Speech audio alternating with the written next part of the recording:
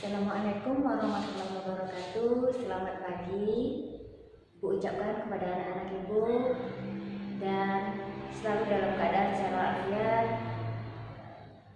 agar bisa mengikuti setiap materi yang Ibu berikan. Nah, untuk kali ini kepada seluruh anak Ibu kelas 7 mata pelajaran prakarya akan Ibu jelaskan materi kita lebih lanjut bersama. Ini yang akan diberikan adalah jenis-jenis dan karakteristik bahan. Nah, bahan serat alam nanti akan kita pelajari.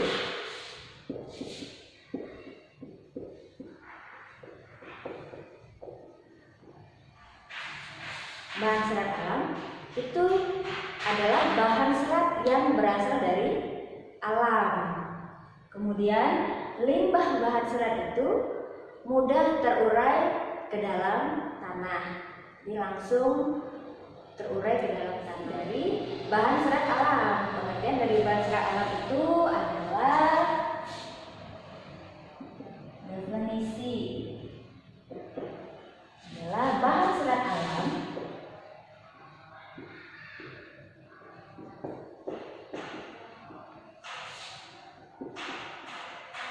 yang tidak diolah kembali melalui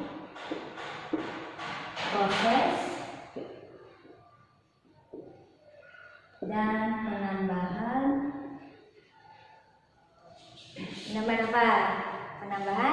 kimiawi,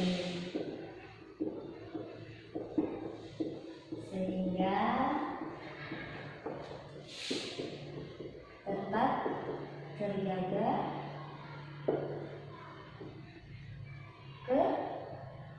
keasliannya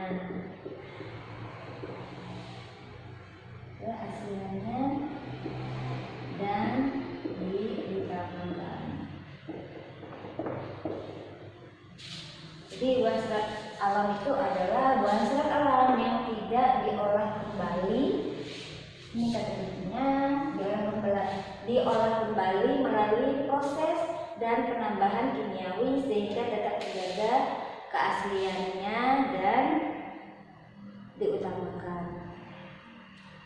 Nah, setelah kita tahu apa pengertian dari bahan serat alam, selanjutnya kita masuk ke golongan yang terdapat pada serat alam. Jadi ada berapa golongan dari bahan serat alam itu. Nah, yang kita pelajari golongannya itu adalah 3 golongan serat alam.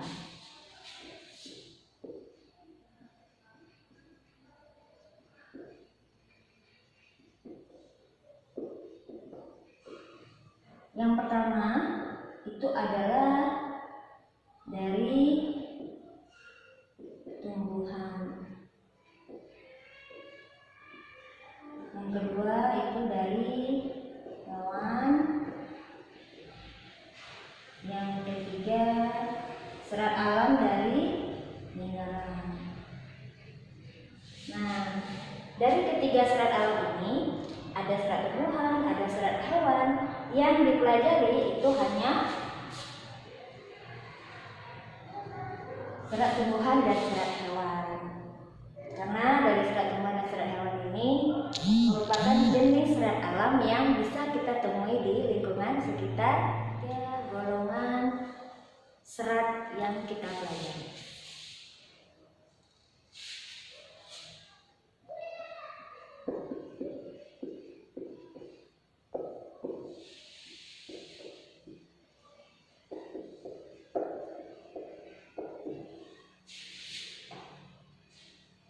Yang pertama itu ada serat dari tumbuhan. Yang kedua serat dari hewan. Yang ketiga serat dari mineral. Nah, dari ketiga golongan serat alam ini ada 3 yang akan kita pelajari, hanya 2. Yang pertama serat dari tumbuhan itu, yang pertama, serat dari tumbuhan itu adalah serat yang berdasarkan dari bagian-bagian tumbuhan. Nah, dari bagian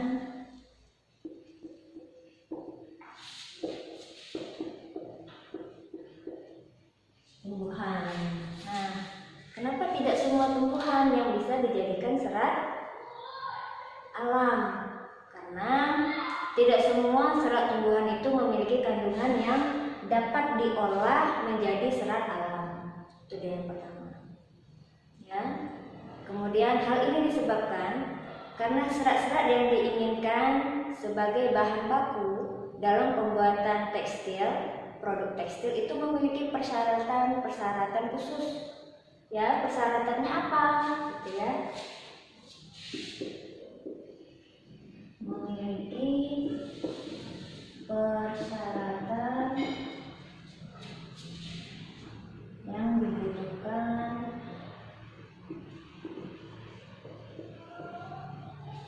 dalam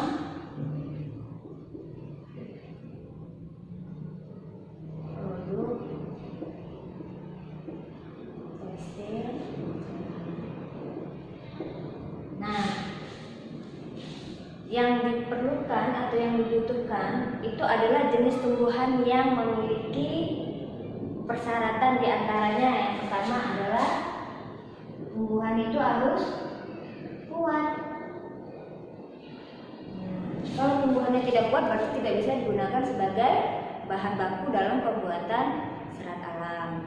Yang kedua, itu harus tahan awet jenis dari tumbuhannya. Itu tidak mudah layu, tidak mudah rontok, gitu ya. Kemudian selain kuat, tahan lama, itu adalah bentuknya tetap. Bentuk tetapnya ini gimana? Berarti dia tidak mudah susut. Tidak susut. Jadi dari ukurannya yang besar itu dalam beberapa waktu tidak langsung mengecil. Nah, itu adalah bentuknya yang tetap. Jadi kalau pertama kita menebangnya, misalnya contohnya kalau batang tumbuhan, nah batangnya itu saat kita tebang di awal itu bentuknya tetap, tidak menyusut, tidak merubah bentuk dari yang besar menjadi yang kecil. Nah, itu perubahan susut. Nah, mestinya itu adalah batang yang tetap saja. Kalau pertama kita menebangnya dalam ukuran besar, berarti dalam beberapa jam atau hari bentuknya akan tetap besar, gitu ya. Yang keempat, itu adalah selain bentuknya yang tetap, permukaannya yang halus. Permukaannya yang halus. Yang halus ini adalah, yang halus itu dia tidak kusut ya. Artinya semua bahan baku serat alam ini harus berbentuknya yang halus, tidak kusut. Walaupun dia memiliki goretan-goretan. Kemudian selain permukaannya halus, dia juga memiliki bentuk yang bertekstur atau abstrak, tapi sesuai dengan persyaratan produk yang dibutuhkan. Kemudian bertekstur yang sesuai dari persyaratan produk.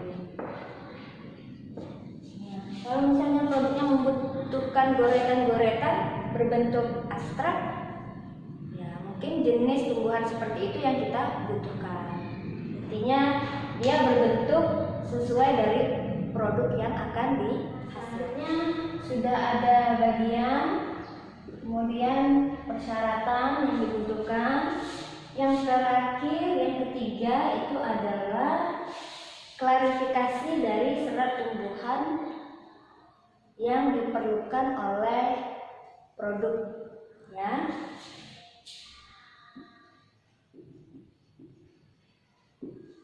Klarifikasi serat tumbuhan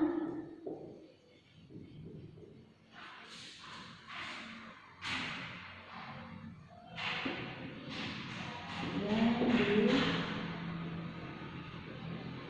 dibutuhkan dalam pembuatan produk. Ada berapa? Ada 4 klarifikasinya.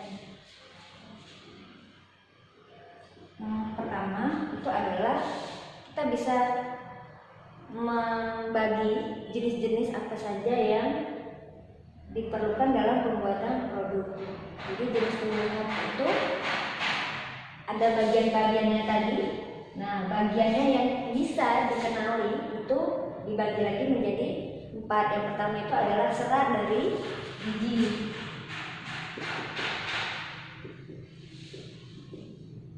Yang kedua itu adalah serat dari daun. Yang ketiga itu adalah serat dari batang. Yang terakhir, keempat, itu adalah serat dari buah. Nah, dari keempat klarifikasi serat tumbuhan yang bisa diolah menjadi bahan atau produk serat alam itu terdapat 4 klarifikasi. Yang pertama ada serat dari biji, ada dari daun, dari batang, dan dari buah. Nah, dari keempat klarifikasi inilah bahan utamanya, bahan dasar alamnya yang kita olah kemudian menjadi sebuah produk. Nah, tentunya itu harus memiliki persyaratan-persyaratan yang seperti tadi. Harus kuat, tahan lama, bentuknya tetap, tidak susut, kemudian permukaannya halus atau bertekstur yang sesuai dari persyaratan produknya. Nah, ini alam dari tumbuhan. Nah, serat alam dari tumbuhan ini dibagi lagi menjadi 4 klarifikasi jenis tumbuhan apa yang bisa digunakan sebagai bahan dasar atau bahan baku dalam pembuatan produk serat alam. Nah, yang pertama itu adalah serat alam tumbuhan dari biji. Serat alam tumbuhan yang berasal dari biji itu beraneka ragam, ada banyak variannya. Nah, sementara yang bisa digunakan sebagai bahan utama atau bahan baku dalam pembuatan produk menggunakan bahan biji ini ada beberapa yang memenuhi syarat. Di antaranya itu adalah biji kapas dan kapuk. Biji kapas dan kapuk. Biji kapas dan kapuk ini itu merupakan contoh dari serat alam tumbuhan dari biji. Dulu itu merupakan bahan utama dalam pembuatan produk tekstil. Nah, namun sekarang karena permintaannya sedikit, itu untuk biji kapas dan kapuk itu lebih banyak digunakan sebagai bahan kosmetik, ya, seperti kapas-kapas untuk wajah, gitu ya. Nah, itu salah satunya adalah contoh dari bahan serat alam yang berasal dari biji. Nah, yang kedua itu adalah serat alam tumbuhan dari batang. Nah, jenis serat alam tumbuhan yang dari batang itu adalah serat alam yang memiliki batang pohon. Ya, jadi kalau tumbuhan itu tidak memiliki batang, berarti dia tidak bisa digunakan sebagai bahan utama atau bahan dasar, bahan baku dari pembuatan suatu produk. Nah, kemudian strukturnya, struktur batangnya seperti apa? Nah, struktur batang itu, setiap batang dalam tumbuhan itu memiliki struktur atau bentuk yang berbeda-beda. Itu tidak sama antara satu batang dengan batang yang lainnya. Nah, batang yang menghasilkan serat alam itu ada beberapa jenis batang yang bisa digunakan sebagai bahan utama atau bahan dasar dalam pembuatan produk, yaitu jenis batang yang memiliki atau yang berkambium atau yang tidak berkambium. Jadi ada dua jenis batang. Yang pertama itu adalah berkambium, kemudian tidak berkambium. Jadi struktur batang itu dipisah lagi menjadi berkambium dan tidak berkambium. Nah, contohnya apa saja? Gitu ya. Jenis batang yang bisa digunakan dalam pembuatan bahan dasar alam sebagai produk kerajinan serat. Nah, yang pertama itu adalah dari batang bunga anggrek.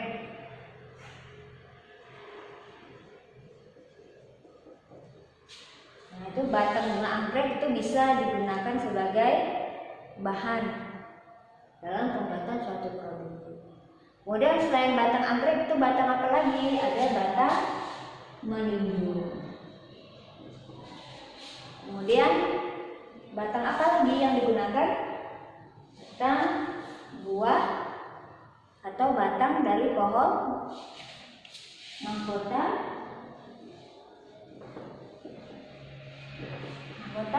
dewa. Kemudian apa lagi? Dari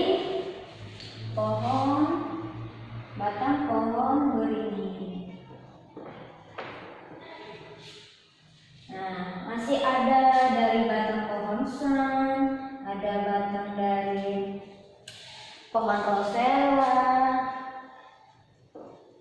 kemudian ada lagi dari batang pohon yongkori,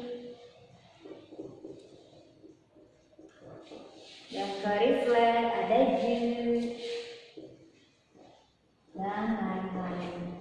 Jadi sebenarnya lebih dari ini. Nah, silahkan mencari referensi lagi, ada di buku, boleh dari nanti kita lanjutkan untuk lebih. 3 golongan serat alam, yakni serat dari tumbuhan itu. Yang ketiga adalah serat dari daun. Serat tumbuhan dari daun. Nah, sebenarnya serat tumbuhan dari daun ini bervariasi, ada banyak sekali jenis serat dari daun yang dibuat sebagai bahan kerajinan serat. Tetapi dari banyaknya jenis daun yang dibuat menjadi bahan utama dalam kerajinan serat, itu hanyalah beberapa daun yang bisa dimanfaatkan menjadi bahan baku kerajinan serat alam. Yakni daun yang digunakan itu adalah daun, contohnya itu adalah daun mendong. Nah, daun mendong ini bisa digunakan sebagai bahan utama dari pembuatan produk serat alam. Daun mendong ini atau yang disebut dengan purun tikus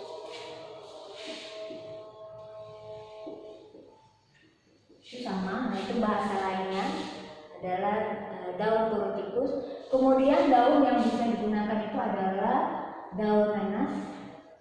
Nah, ini bisa juga nanas. Nah, kemudian ada daun Selain daun nanas, yang bisa digunakan adalah daun pandan berduri.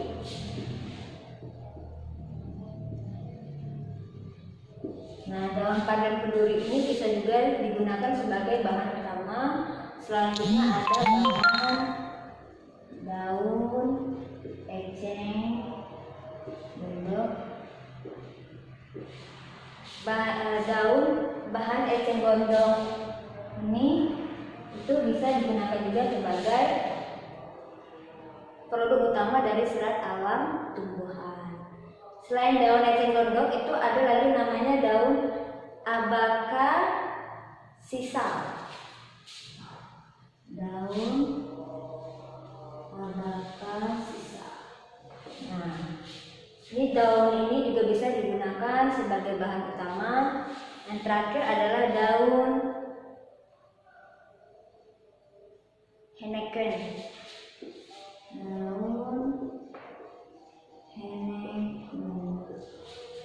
Nah, daun Heineken ini juga bisa digunakan sebagai bahan sarana. Ini merupakan contoh-contoh dari tumbuhan serat yang berasal dari klasifikasi daun. Itu ada daun mendong, nanas, pandan berduri, eceng gondok, Abacassia sama Heineken. Ya. Yang terakhir adalah serat tumbuhan dari buah. Serat tumbuhan dari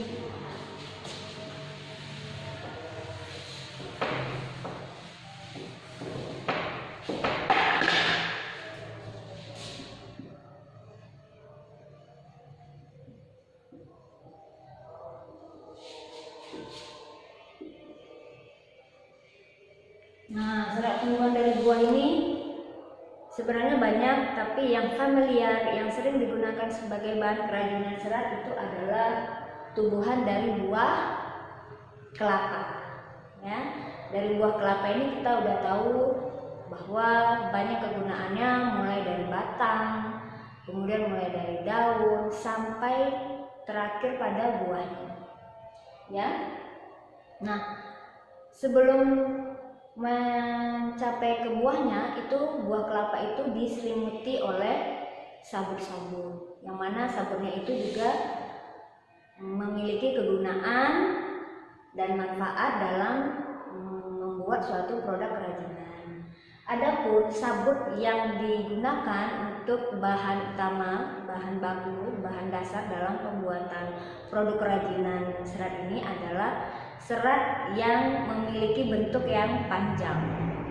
Nah, kalau dia bentuknya tidak panjang, melainkan bentuknya, misalnya bentuknya pendek, nah itu untuk syarat tertentu kerajinan itu tidak bisa dipakai, walaupun sebenarnya ada manfaatnya juga. Tetapi pada umumnya untuk pembuatan sebuah produk menggunakan buah kelapa ini, yang khususnya serat itu atau sabutnya, nah itu yang digunakan merupakan sabut yang berbentuk panjang.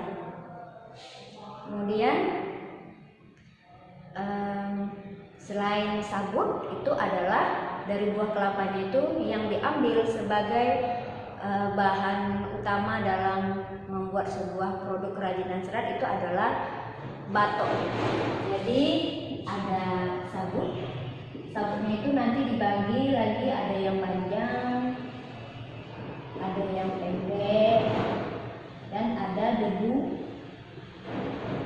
dari sabut. Yang digunakan untuk kerajinan itu adalah yang panjang, sebagai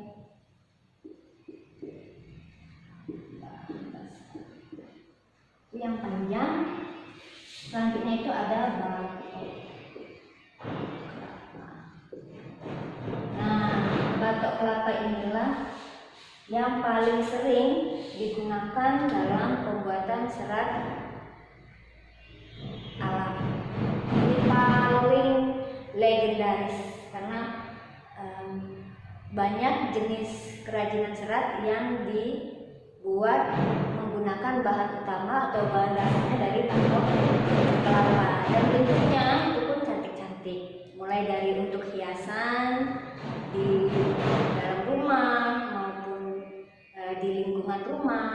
sampai kepada penggunaan alat-alat masak. Nah, itu juga menggunakan batok kelapa. Nah, itu banyaknya manfaat dari penggunaan batok kelapa. Nah, sekian materi kita dari serat tumbuhan. Ada 4 klarifikasi, semua 4 klarifikasinya sudah kita bahas. Selanjutnya kita masuk ke jenis serat atau karakteristik dari kerajinan serat itu. Yang kedua adalah dari serat hewan. Kita akan lanjutkan. Serat hewan itu dibagi menjadi beberapa bagian dalam perannya digunakan sebagai bahan utama dalam pembuatan kerajinan. Untuk selanjutnya kita masuk ke serat dari hewan.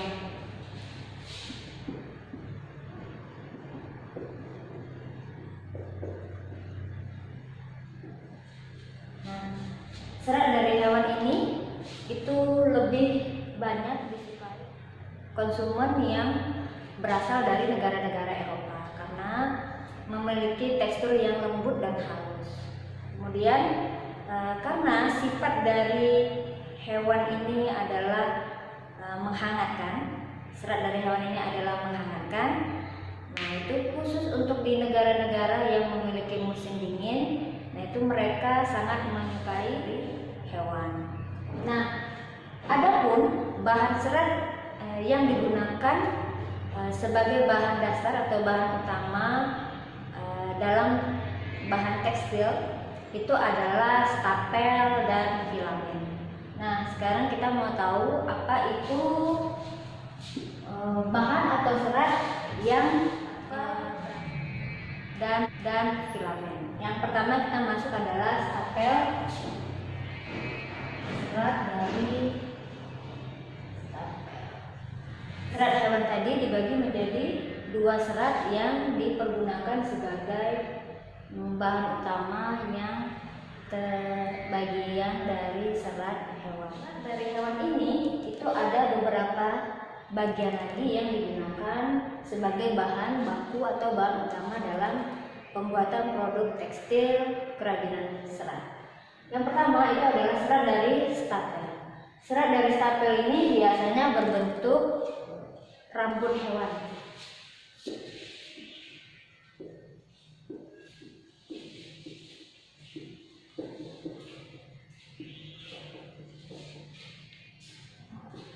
Ini namanya adalah wool.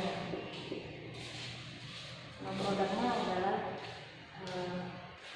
bedak wool. Nah, produk dari wool ini itu bisa didapatkan melalui hewan-hewan. Di antaranya itu adalah kalau wool ini itu hewannya adalah domba. Nah, domba ini menghasilkan wool, jenis tekstil kain wool. Nah, kemudian hewan-hewan apa sajakah yang bisa menghasilkan serat lagi yang digunakan sebagai bahan utama dari produk tekstil? Yang pertama itu adalah serat dari stapel. Stapel itu adalah serat hewan yang berbentuk rambut.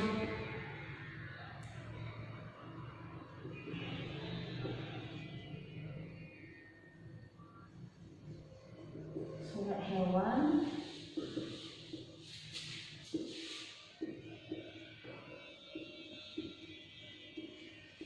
rambut. Nah, contoh hewannya apa saja? Contoh hewannya itu ada domba. Nah, domba ini itu rambutnya digunakan sebagai bahan utama dalam pembuatan kerajinan produk tekstil. Produk kerajinan itu yang dihasilkan adalah wool. Nah, selain domba, itu hewan apa saja yang bisa digunakan sebagai bahan utama? Itu ada alpaka. Nah, selain alpaka itu ada unta. Kemudian ada apa lagi? Ada kasmir. Kemudian selain kasmir ada mohair. Kemudian ada apa lagi? Ada kelinci. Selain kelinci apa lagi hewannya? Ada namanya vicuna.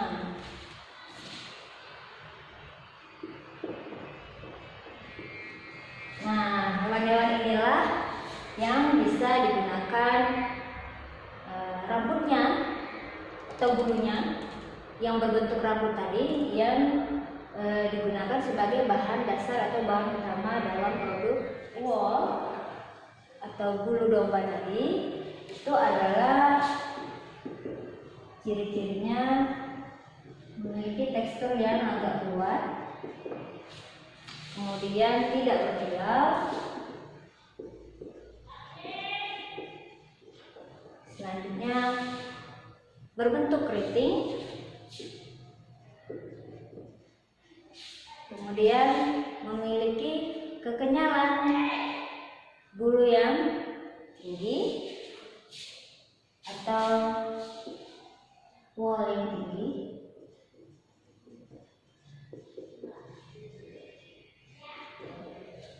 Selanjutnya itu adalah memiliki elastisitas yang tinggi.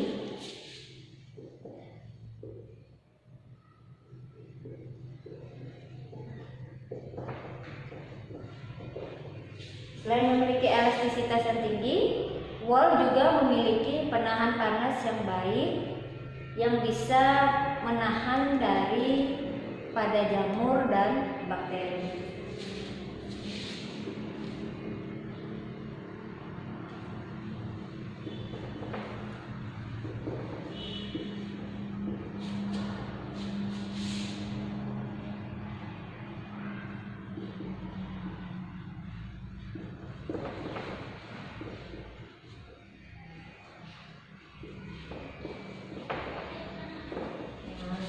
Ini merupakan ciri-ciri dari wool tadi. Makanya mereka yang biasanya tinggal di negara-negara yang bersuhu dingin itu lebih suka menggunakan kain wool ini. Selain tadi serat stapel, yang kedua adalah serat filamen.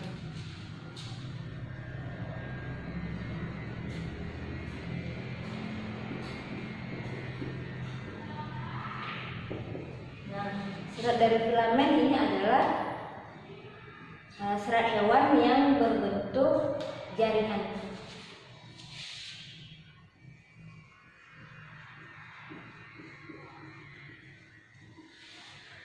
Nah, jaringannya seperti apa? Jaringan itu yang berserat-serat memiliki tekstur yang panjang. Nah, biasanya hewannya itu adalah hewan dari larva ulat sutra.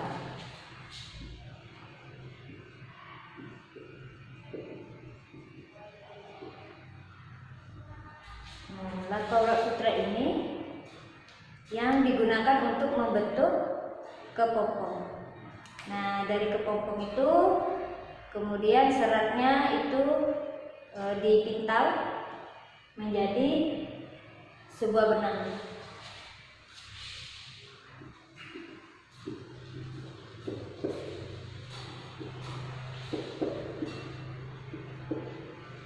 Nah, jadi produk tekstil yang dihasilkan dari benang sutra itu awalnya adalah dari larva ulat sutra, kemudian dibentuk menjadi sebuah benang ya dengan cara dipintal. Nah, itulah nanti produk tekstilnya yang sangat mahal. Nah, kenapa? Setelah kita mengetahui jenis hewan apa yang bisa digunakan dalam pembuatan bahan baku atau bahan dasar kerajinan serat produk tekstil. Nah, yang tadi contohnya adalah larva ulat sutra, kemudian yang dipintal menjadi benang sutra. Dari benang itu akan menjadi kain. Itulah asal dari kain sutra. Ciri-cirinya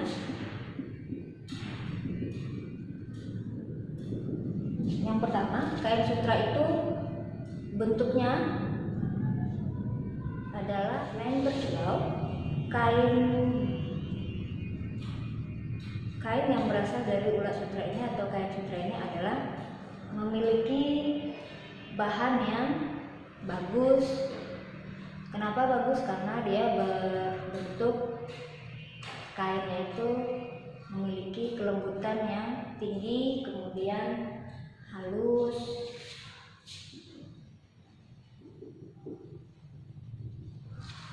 Selain itu, kainnya tidak mudah kusut.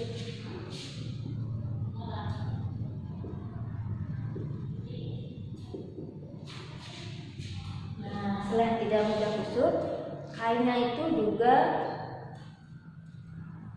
kuat terhadap paparan sinar matahari.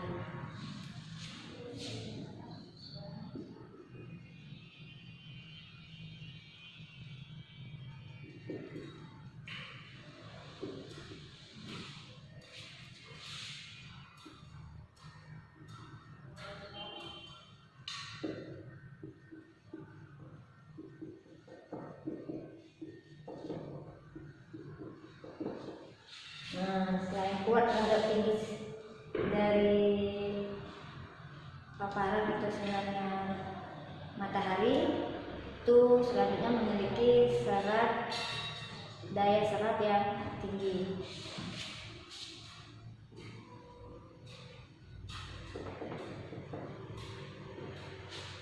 Nah, selain memiliki daya serat yang tinggi, kainnya juga tidak mudah berjamur.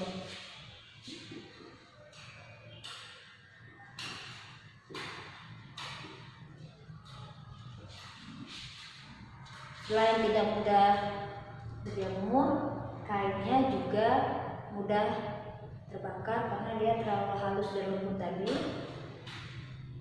Kemudian dia juga mudah hancur.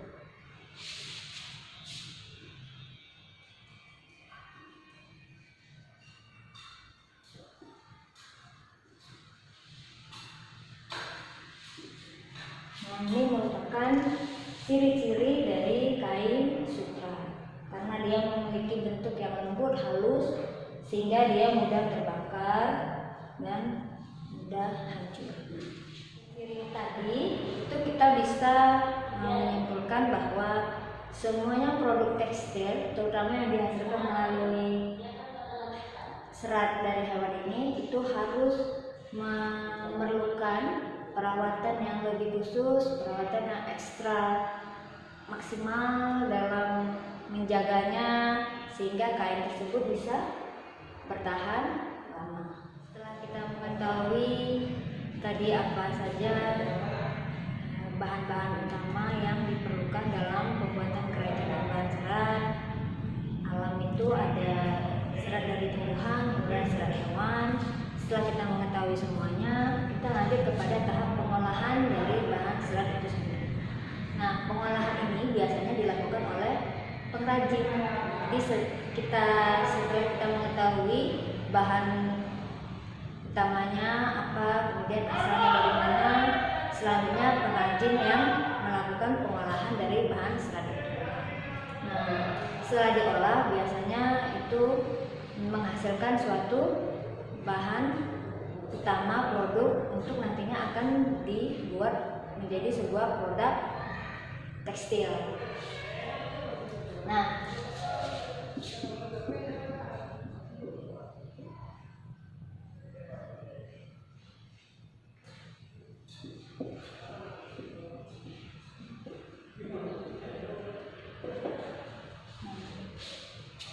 pengolahan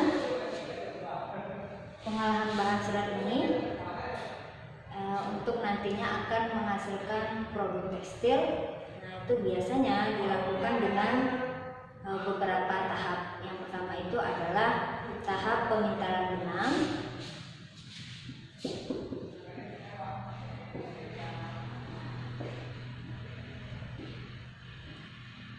Nah, tahap pemintalan benang ini itu bahan utamanya adalah dari kapas. Dari kapas kemudian menjadi benang, nanti dari benang itu harus dilakukan pemilihan serat dulu yang memiliki beberapa karakteristik yang nantinya itu bisa dibuat menjadi benang. Setelah itu adalah pengulangan benang. Setelah tadi pemintalan benang, selanjutnya penggulungan benang. Nah, penggulungan ini itu adalah tahap selanjutnya dari pemintalan. Jadi benang tadi yang sudah kita pintal, kapas tadi yang sudah kita pintal menjadi benang, selanjutnya benang itu nanti yang akan digulung menggunakan mesin penggulung.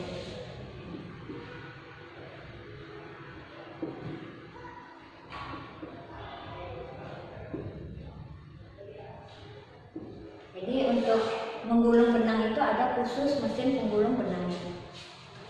Nah, yang selanjutnya, yang ketiga, itu adalah pencelupan warna.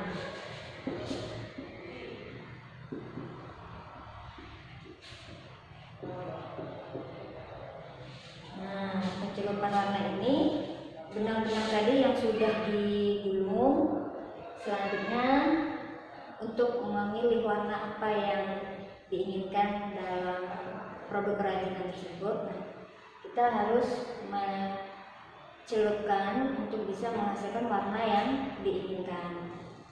Nah, biasanya warna yang digunakan itu harus warna-warna tekstil ya, sehingga warnanya itu tidak mudah luntur, kuat gitu di pakaian dan tidak cepat pudar. Ini adalah pemilihan yang kuat, yang nanti setelah kita melakukan pencelupan warna itu, nanti setelah direndam ya, dicelupkan dalam bak pewarnaan, nah itu nanti akan dikeringkan. Jadi setelah tadi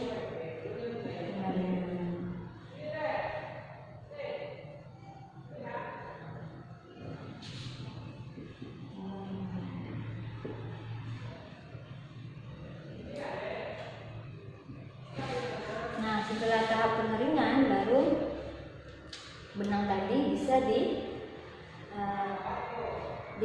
Jadi penenuan benang menjadi sebuah kain.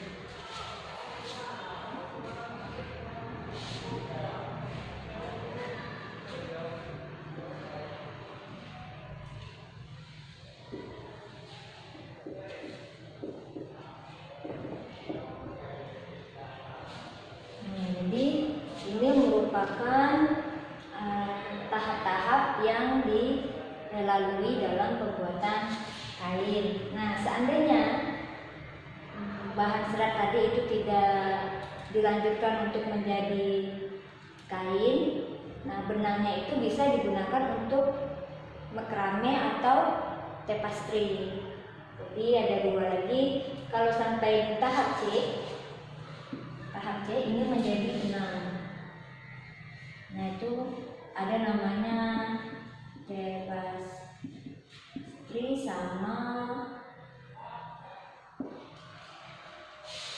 sama makrame.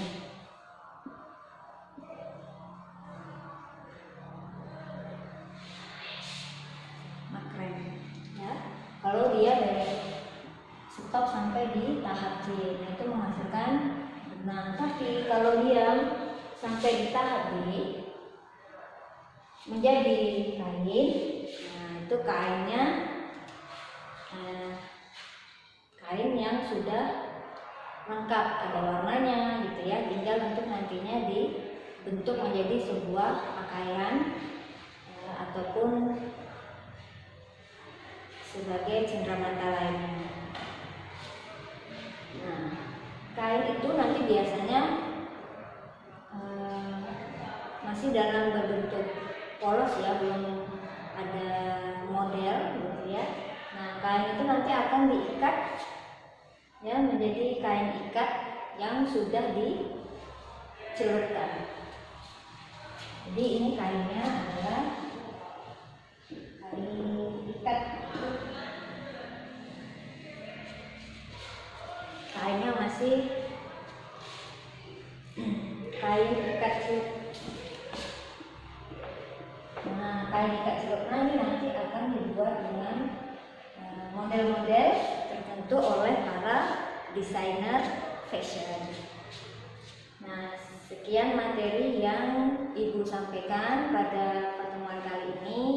Semoga anak-anak bisa memahaminya, dan untuk yang belum paham boleh memberikan komentar, bahas bersama.